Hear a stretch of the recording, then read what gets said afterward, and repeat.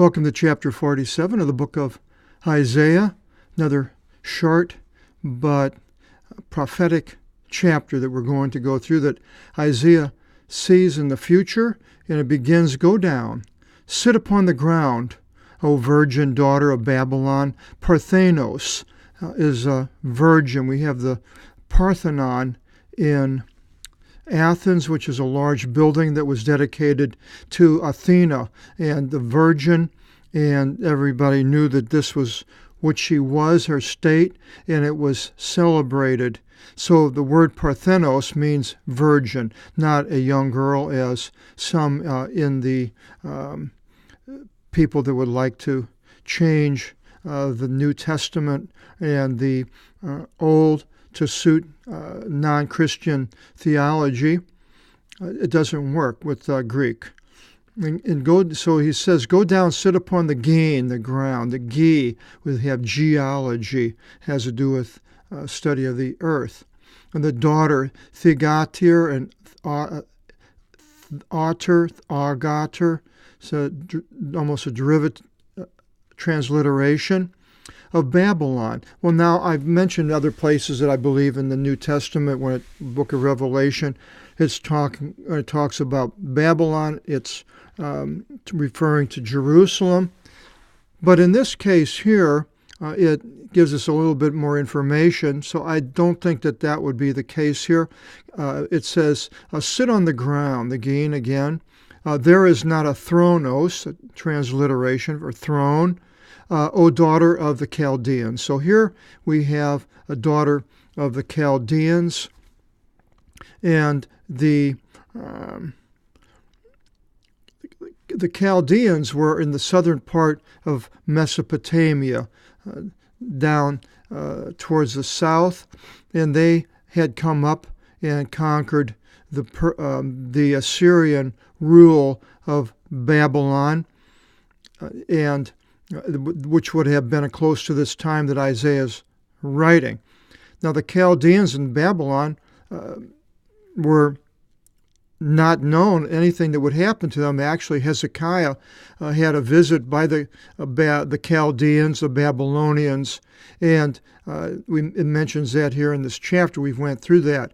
And so this is a start of a prophecy of a future when he's referring to the Chaldeans.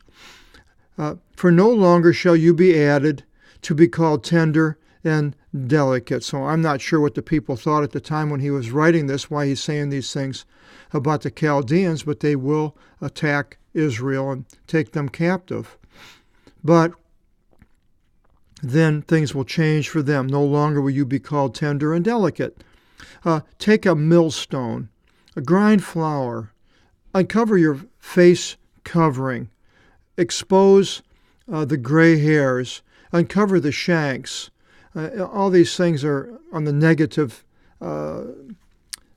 vein of the things that will happen to Babylon, that Isaiah is predicting that what they will be doing, and be passed over the rivers. And we'll go to a map here a little bit. We have Babylon, and Babylon was a city that was only 2 miles, like a mile by 2 miles, and the river passed through it. The Euphrates, I believe it was, or I'm not sure it was the Tigris or the Euphrates, one of those two, but they were the two rivers, the Tigris and Euphrates, which were close to Babylon. "Your shame shall be uncovered. Your scornings shall be shown forth. I will take the just one from out of you, and no longer shall I deliver up to men." I'm not exactly sure what he's meaning here. Will they be conquering people? Probably what he's talking about, anthropos, anthropology, man. "The one rescuing you," and this is a strange clause that he's saying, "the one rescuing you." Now, if he's rescuing him, why is saying all these negative things? it doesn't seem like they are rescued, so I'm not exactly sure why it says it this way. But anyway, it is the Lord of hosts, Sabaoth is his name, the Holy One of Israel. And then sit, being vexed, and that is to the ones in Babylon. Enter into the darkness, O daughter of the Chaldeans. Again, the Chaldeans, the later time when they have taken over Babylon, so it's specific with them. I don't see where this has anything to do with Jerusalem, except for later we get into a quotation. We'll find that in a few verses down here. And no longer should you be called the strength of a kingdom. So he's predicting the weakness of Babylon. I was provoked by my people, and that would be his people, Israel. He was provoked by them. They were doing things, idolatry, and kept getting worse and worse. And you can go to the end of 2 Chronicles and see the downfall, basically during the time of Jeremiah, how they provoked God and were finally taken away.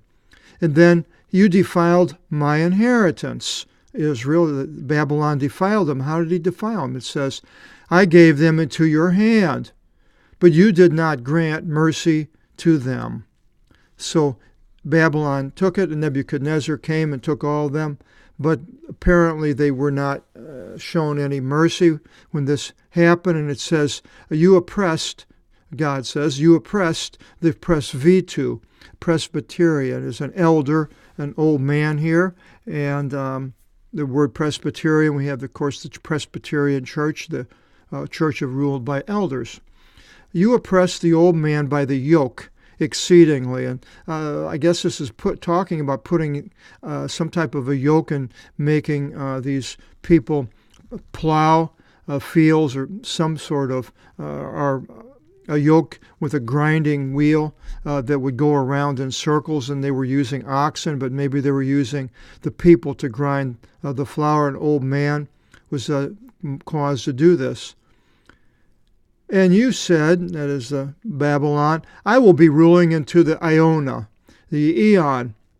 Well, you comprehended not these things in your heart, nor remembered the latter end.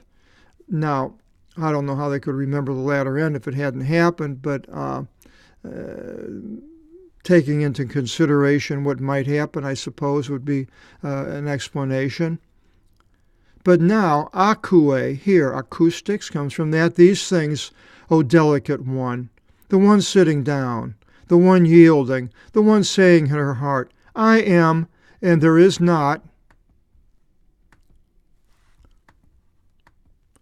another. Hetero means another. I shall not sit as a widow, nor shall I know bereavement. Where do we see that? Now, here's one of these little notes now I can do. It's kind of nice with this new program. And this is Revelation 18:7. For in her, and I put Babylon, because that's what it's talking about. Now, what Babylon? Well, let's see, this is the one I think is Jerusalem. For in her heart, she says that, I sit a queen, and I am not a widow, and in no way shall I see mourning. On account of this, in one day shall come her calamities, death and mourning and hunger. So, saying the same thing basically that it was saying here that Isaiah was quoting. But now, these two things shall come upon you suddenly in one day, and that's what it was saying there. But here is childlessness and widowhood. So an attack of this going to make the people childless and men widowhood. The men will be killed. It shall come suddenly upon you in your pharmakia. We have pharmacy. Has to do with potions. Suddenly in your sorcery and giving out potions. In the strength of your enchantments, exceedingly, it's going to happen to them suddenly. In the hope of your wickedness. For you said, I am and there is not another. And I believe this was spoken by other, like Nebuchadnezzar possibly, or Sennacherib. It has to do with pride. And so their pride was what God came against. God used them, but their pride was taking the glory upon themselves. And God says, know that the understanding of these things and your pornography, your harlotry, will be shame to you. And you said in your cardiac derivative, I am, and there is not another. Same thing. And destruction shall come upon you. Now, Babylon here is down where it shows here. Now, the Chaldeans were down in the southern part between the Tigris and the Euphrates River, which comes up here. And it goes into showing the map here of Babylon, and there's the, I think that's the Euphrates River is going right through the city. And it wasn't all that big, but yet they had taken over Babylonia was Babylonia was taken over by Cyrus the Persian in one day, as it mentions down here, where the Assyrian here it is, the Persian conquest, and it goes in and explains all of this here. So you can go to Wikipedia in Babylon and find out all about how Cyrus took Babylon in one day. The Babylonians had previously taken over the Assyrians, and the Assyrians had went in up into Turkey and across to Syria, down into Israel and Lebanon, down even into Egypt. So the Babylonians took over the northern cities. The Chaldeans defeated the Syrians that were ruling Babylon at the time, which the Syrians were from further north in Nineveh, but they had taken Babylon and destroyed it a couple of times. But then finally the Chaldeans came up, took Babylon, and then Cyrus the Great came and took Babylon finally, and then it went into disrepair, and you can read all about Babylon. It's very interesting. So, destruction shall come upon you, and in no way shall you know a cesspool is there. Basically, the Babylonians had put a wall around the city, which was very high and almost impenetrable, and the water that came in from the river, they put metal grates so people couldn't get through there, but they didn't go real deep on these metal grates. So Cyrus diverted the Euphrates for a short period of time where the water went somewhere else, and the water went down, and the troops went underneath the grate, came into the city, and people were sleeping, didn't even know it, and all of a sudden they were conquered. And a misery shall come upon you, and in no way shall you be able to be cathartic, clean. And sudden destruction shall come upon you, and in no way shall you know. Stand now with your enchantments, and in the abundance of your pharmakia, of your sorcery. So apparently these people were into these types of fortune-telling, enchanting, and sorcery. The Magi were somewhat involved in this and looking at the stars. And the people of this area, Mesopotamia, were very interested in these types of behaviors of sorceries and enchantments and so forth, and astrology. And so stand now with your enchantments and in the abundance of your sorcery, which you learned from out of your youth. So they were doing it for many, many years. If you were able to derive benefit. Well, basically God is showing that there is no benefit by going into doing these enchantments and sorceries and astrology. You are tired in your counsels. Let the astrologers of the heaven stand indeed and deliver you. Astrology. Now the green means it's not in the English derivatives from the Greek New Testament book, and you can add it in there because this is a derivative. Only place it appears in the Bible. Astrology, the astrologers. What it says about this in the Old Testament, it says, and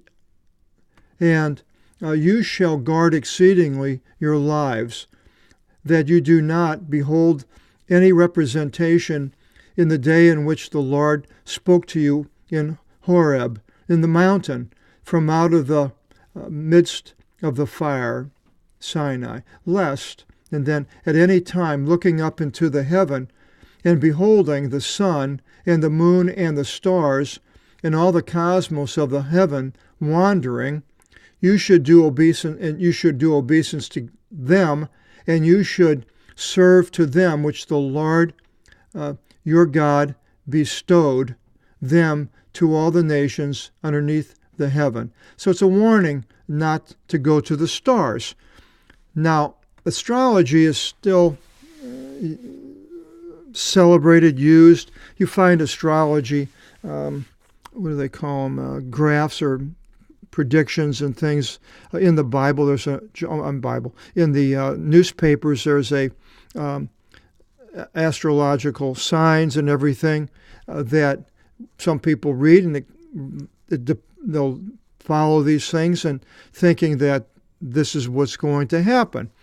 But and then many famous people have followed the astrologers, and Alexander the Great followed this type of things with the oracles, which were similar to the oracles were looking in things from the ground and steam that came out and so forth. Other forms were they cut open certain animals from the liver, and they looked in the liver, and some people would give these predictions. But it says, or God says, let the one seeing the stars announce to you what is about to come upon you. So if these astrologers knew everything, they would all be rich and rule the world. Behold, all are as sticks upon a fire, pyre. They shall be incinerated, and in no way shall they rescue their soul from out of the flame. So a condemnation for astrologers. If you are into astrology and doing these things, then it doesn't sound like what God has planned for your behavior to be very good. For you shall have coals of fire to sit by them. Now exactly what he's talking about here, be hot, burned, I don't know, in Hades. These shall be your help. Like coals of fire. I'm not sure what he's talking about, being burnt of some sort. It's definitely not a good thing. Well, you tired in the revolt from your youth, and who is the you? Could possibly, I'm thinking this is a plural. So the people that are basically following these stars and so forth. You tired in the revolt from your youth. A man wanders by himself, but to you there will not be deliverance, to the one following the astrologers and these other things that apparently were celebrated in Babylon. Chapter 48, it goes back into Israel and Jacob, and as it says here, Israel is hardened. We'll find out what that's all about when we go into the 48th chapter, and I hope you'll join us in chapter 48, and God bless.